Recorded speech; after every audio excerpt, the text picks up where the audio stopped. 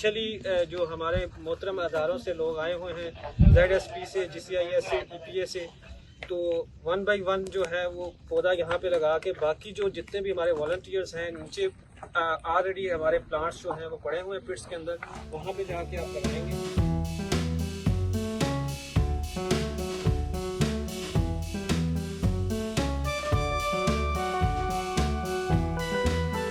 Plants जो आपको मिलेंगे वो ट्यूब के साथ मिलेंगे।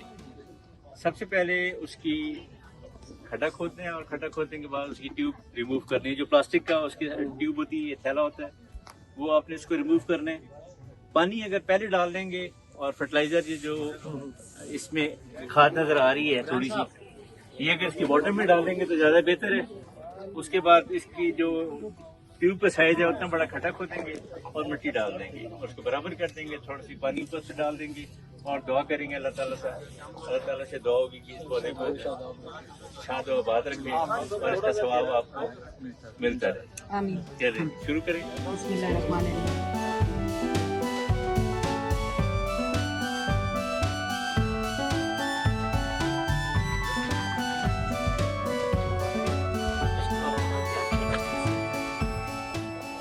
ये प्लांट स्ट्रॉन्ग है, इसलिए इसके साथ में सपोर्ट लगाने की जरूरत नहीं है।